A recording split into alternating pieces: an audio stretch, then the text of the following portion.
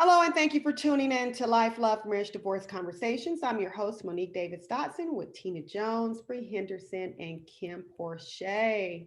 Thank you guys for joining us. Hey, ladies, how y'all doing today? Good morning. Morning. Last week we spoke about George Floyd, the verdict there. Unfortunately, there is unfortunate news with police encounters that deal with excessive force.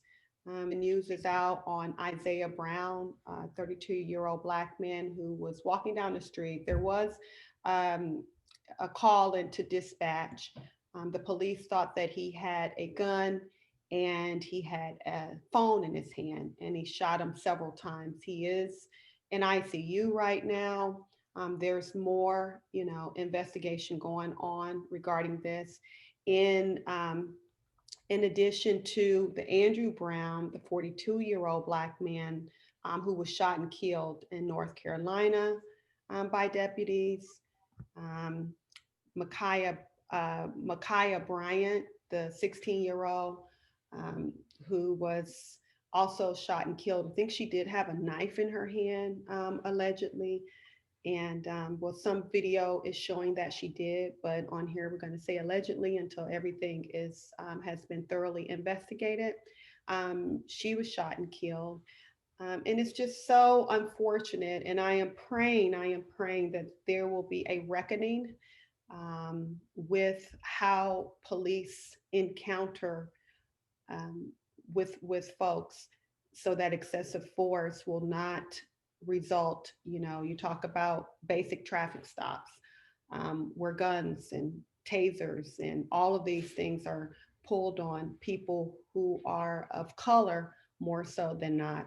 So I do want to recognize these people, and I do hope that the audience is praying for some kind of resolve there, because it really is sad when anyone loses their life. And again, I always say this: I do understand that the police, our law enforcement, they have a very difficult and challenging job, but there has to be there has to be some kind of training, because a lot of this, in my opinion, is fear driven. um, and how do you fix that? I mean, what do you think about this? I think you hit it on the nose. It's fear. They're walking into these situations with fear. Is it my life or is it their life? To find a middle ground and to find some training on that is going to be extremely difficult. I mean, if we had the answers, if they had the answers, I'm not sure that a lot of this would still be transpiring, but we've got to find an answer and we have to keep on trying to find an answer.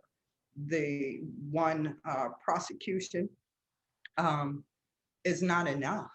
We did get justice in that situation as much as justice can prevail in that. We can't bring that person's life again, but we've got to find a way that we're not walking in fear. The police aren't walking in fear. The people that are being uh, dealt with in particular situations, whether it be a traffic stop, whether it be a call for help, like the 16-year-old who made that call to the dispatch, hey, I need some help.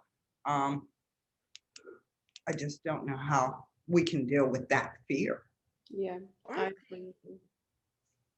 aren't they trained to tase first, or at least shoot them in the leg so at least they can fall down, not just shoot to kill, Yeah. especially when it comes to 16-year-olds or minors. I just don't understand how you can shoot to kill when she wasn't a direct threat to you. You know, I just don't understand that. Wasn't Um, a direct threat to them, but as to my knowledge, mhm. once a police officer draws their weapon, Hmm. they're drawing it for a reason. It's not a scaring tactic, it's not a slow down tactic. Once Right. it's brought out to stop Hmm. or protect themselves. And I think that the police officers are fearful, and I think civilians walking around are afraid. It's almost kind of, like when we go to elementary school, we are taught to be able to trust them, but now they have compromised that trust and not allowing us to be able to call them. I mean, Micaiah, Mhm. is that her name? She called for protection, and she allegedly had, there was a fight going on, and I think she was calling the police to try to stop that particular fight. And, you know, the police came up and felt that there was a need to do that when, like you said, Tina, there wasn't a real need. But I think everyone is fearful. I think the police officers are fearful as well as civilians. I think everyone is afraid, but they do need to figure out a different way because this is definitely not it. And my heart goes out to, all of the ones that are lost and their families, that this just continues to happen. We have to do better at trying to find solutions versus drawing your weapon and just killing people because it's just not right. Yeah, no, we definitely need to, for everybody, figure out this fear thing and this accountability of where we really are. Um, an officer's job is to assess the situation. And in the particular situation where she has a knife and it's not directed to him, he has, also has a duty to protect the person who is in harm's way. And at the time when the weapon was drawn, it was to protect the other young lady, because if the knife went in the heart, if the knife, was the intent to kill, what do? You stand there. So it's a lot that goes on. Not that you want to see someone die, okay, but when an officer discharges his weapon, it's not to just do a target practice and shoot a person in the leg. That decision is being made to protect either themselves or whomever that's in harm's way. What has to happen is what is going through your head at that time when you're making that decision. You know, um, maybe I don't know how, whatever it is, I don't know how to fix it. I know I'm praying for it, but we gotta, where there is an opportunity where people are not losing their lives, we got to do something. We just have to do something. So prayers up for everybody. And so, we've been talking, it's been kind of dark, but we want to draw attention to what's going on. We never want to ignore it, because us talking about it, maybe some solutions, and honoring these people, these people have families, they're human beings. So we do want to draw attention to it. But we also want to be optimistic and prayerful that we can find a solution for on both ends of the table. Um, all right, let's move on. Let's make it a little bit lighter. Let's get into sports. Let's go into sports. I want to make a shout out to the NCAA. Did anybody watch the NCAA volleyball tournament? Because I sure did. It was with University of Texas and University of Kentucky. A really, really good game. University of Kentucky actually won their first national championship. In addition to University of Kentucky being in the SEC, that is the first national championship for the SEC, which Oh, is crazy. wow. I did not realize that. But yeah, so congratulations to University of Kentucky. Did y'all get a chance to watch that game? Yeah, I Oh, saw I it was did. I was glued to the television. I was. I just, you know, glued. Me and my Volleyball. daughter. Yeah, volleyball at its finest. That was some good volleyball. That was some good volleyball. The setter Wow. for Kentucky, out of this world, out of this world. But yeah, that was really good. Also, as we talk about women, Kim Mulkey, Baylor Bears women's basketball head coach. She's a Hall of Fame coach. She won 3 NCAA championships with Baylor. She's going to LSU.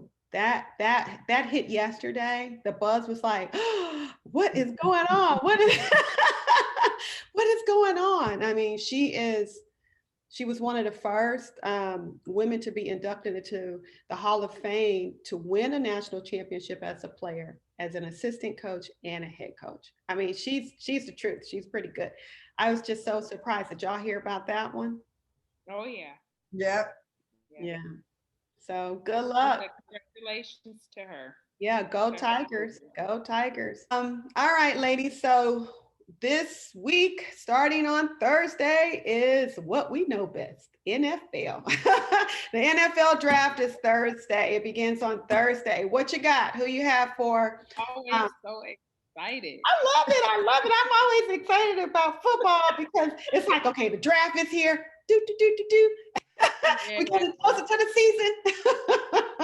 Right. Hard on Sundays. It's like, it's okay.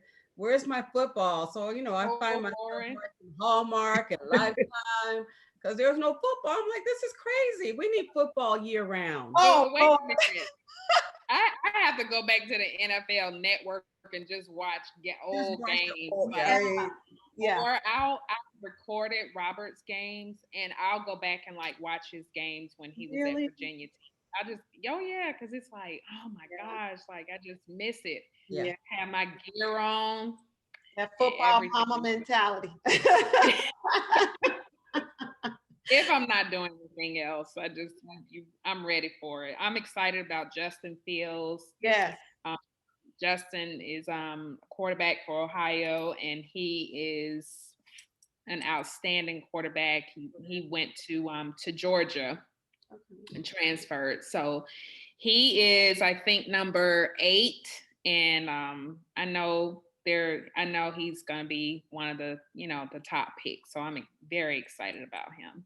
And also Trevor Lawrence out of Clemson. So I think he's going to be one of the top picks too. They're projecting that he's going to go number 1 to Jacksonville. Yeah. I think so. Yes. All right. So listen to our predictions, audience, because we're going to come back and talk about this next week. See if we're right.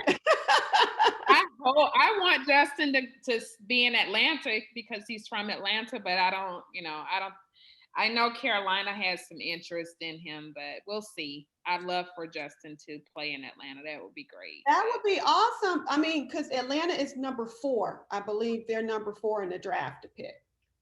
So we'll see. We'll see. They're saying that they might be looking for a tight end. Kyle Pitts is from out of Florida. So, it's going to be interesting. It's going to be interesting. I can't wait. Any predictions, Tina Jones?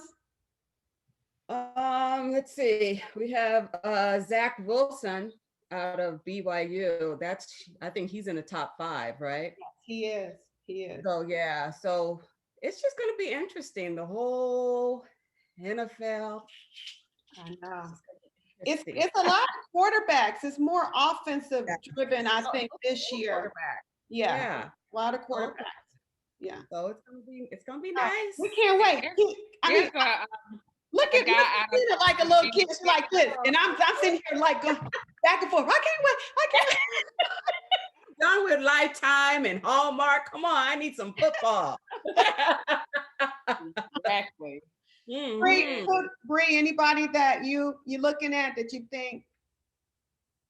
Not really. I'm just interested to see how the quarterbacks are going to be dispersed throughout the leagues and see what new young men are going to go ahead and be the leaders of these teams. I'm excited that it will be partially live this year for these young men. I mean, I know that they're doing in different pods versus what we did during the COVID. So I'm excited for that part of it. And I just can't wait until the football season comes to see what these young men produce. Yeah. So Monique, is there any update on Deshaun? What's going on with Well, that? w- bless his soul. And the women, if you know A all of these little things. quiet. Huh? I'm A saying a little. prayer for everybody, but the thing right now, they're all doing their investigations. I think it's Right. still 22 women. Um, the thing with Deshaun is they're saying that he could possibly be placed on the commissioner's exempt list. Mm. If that happened, he would be paid as if he was on the roster, but he would not be allowed to practice or attend games. He could take part in Wow. meetings, he could work out, he could receive treatment. So we'll see. We'll see. Treatment. Well, yeah, he can do all of that. Yeah, he can do all of the things, but you're not going to play if he's placed on the commissioner's Check. exempt. Yeah, but I know the NFL is doing their own internal investigation, so we should see. At the end of the day, it's just a bad situation all around. Period. Yeah. You know, to even be in this situation is unfortunate. Now we know that he signed that 4-year, $156 million contract extension. That that portion of the extension wouldn't go into effect until Right. like 2022, I believe, because it's an extension. You know, it's just, I'm praying for the best for everybody. I'm just going to leave it right there. Right now, we focus on the draft and all of these young men whose lives will be changed prayerfully for the better, that they can come and, you know, take it to the next level of dreams that they've probably had to play in the NFL, praying for them and their families. And so we'll just focus on the good right now. And we pray for everybody dealing with that other situation. All right, so let's move on to again. See, we're trying to keep it light. We're trying to keep it light, y'all. Let's move on to our life, love, marriage, divorce conversation topic of the day. So we've all saw that J Lo and A Rod called off their engagement. One of the reasons that has come out, you know, we just reported, we don't know, we hadn't personally talked to A Rod or J Lo, okay, but but but it was reported that she called it off because she could not completely trust him. Just want to get your thoughts, guys, on, you know, what you think about her making such a really important decision. A lot of times in even our own experience, you know, you're intertwined with business or you're intertwined with the kids and you want to, you know, want to do it for the kids. Um, and you're invested in that relationship. And she pumped the brakes and she's like, no, I'm following my intuition. Okay. And I can't go through with this engagement if I don't fully trust that this man. A lot of times we might feel like that and we still move forward. Yes. You know, and you know, hey, I hand clap for her for following her intuition and thinking about herself. What do you guys think about that? Mm, that's a tough one, but a smart one. It's courageous, and I admire her courage to walk away. First of all, J Lo is J Lo. Okay, so it just shows you. Allegedly, he was cheating, but it proves to me that it doesn't matter how successful a person is, how beautiful a person is, how great of character a person is. People do what they want to do. Hmm. They If they want to cheat, they're gonna cheat. Hmm. Um, uh, I believe that her walking away is, it shows a lot about her and her self confidence and herself, and she doesn't need to have him. She wants an honest relationship and a fulfilling relationship that she can trust her mate, and clearly she doesn't. So I commend her for that. Do what you got to Going to do. make it worse though. If you didn't trust him before the marriage, you're not going to trust him No, after. it's not going to change. Hmm. Nothing's going to change. It's It's not just going to going to change. get worse. So And she, you don't ever know what's going on behind closed doors, but and there's always two sides, but cheating is cheating, and it's not right. And just be honest. If you don't want to be in a relationship with a person, then say that. And sometimes it's not even about that you don't want to be in the relationship. It's just that you just want your cake, ice cream, and all the toppings. And Mm. Yeah. some people will accept that, and there are some people that won't. And I think it's a part of growth too and maturity. I mean, she's gone through several relationships, Yeah. experienced different circumstances in those relationships, and has realized and determined what she can live with and what she can't. And that she's establishing boundaries at this point. Like, I've been through this. I know what the end result is going to be. Hmm. I've dealt with the cheating. The leopard isn't going to change his spots. He might lose a couple, but he's still going to be the same person, or she, because it goes both ways. It's not just men cheating, it's women cheating. So we'll say it from both perspectives. There's a certain level of maturity, there's a certain level of growth that we experience in these relationships. And we need to move forward in that learning, in that growth, because we'll find ourselves repeating the same bad habits, the same bad patterns, ending up with the same results every single time. It's all about value, how much you value yourself, because they value themselves, but to accept that is only giving them a pass to continue with that bad behavior. So I think that she just made a decision. I've seen what this would result in.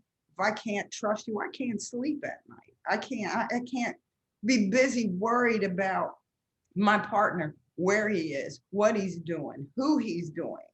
And then that factor, not even in the cheating aspect of it, but your lives are so intertwined that if that trust isn't there on just that small level, how can you move forward in your relationship on a bigger level where you're entrusting this man with your entire life and he's showing no value there? So I think that J Lo, out of her growth, out of some of the mistakes in her relationships, has made a decision that I'm grown folk, and I know what I can deal with and what I can't. And this is one of the boundaries that I'm going to establish. And I love that. I admire that because it is tough, especially in their circle. They're celebrities. The spotlight is always on them. And so do you continue with the narrative that you have put out already to the world, you know, that image? Or do you say, no, I can't move forward with that? And we've been faced with the same thing. You don't have to be a celebrity to, being a woman, okay? And making the decisions that, I have to choose me. And it's not a bad thing. And don't have any guilt on it. Because if you are not your best self, how can you be your best self fully to your children, fully into your craft? Because if your mind is always wondering about what this guy is doing, it's taken away from your authentic true self. And unfortunately, if A Rod still has this wandering eye, at some point he needs to really do a self inventory, a self check on himself, because he also has that experience of being divorced or having a family. I mean, at what point is enough, right? Allegedly, if that's what he did. But to go to talk about her, and if it's like you said, Brie, vice versa, it can be the woman who cheated on the guy. This goes for anyone. Follow your intuition, know your worth and your value, because at the end of the day, a peace of mind is everything. And in order to have that peace of mind, you need to be able to trust the person you laying next to, period. I also just say be honest with yourself. Yeah. If that's not the route that you want to take, I think relationships will work better if you just are completely honest with yourself first and say, listen, I want to date you, but I want to date other people too. That way it gives the other person an option to say, I want to be in this relationship or not, or this is what we have. I mean, people do it all the time, but I don't think enough people are transparent and honest just to say, I don't want to be in a relationship. I just want to play. But Say see, that. I agree with you. It will be great, especially after experience. Let's say you're more mature and you've been through something to Yes. be able to be honest. But a lot of Mhm. times when what you're saying is very challenging for someone because they have never been honest with themselves. They're looking at themselves with the lens of this is who I am because this is the image or how I perceive myself to be. I'm honest. I'm not as bad as the last guy. I take care of, my family, yada, yada.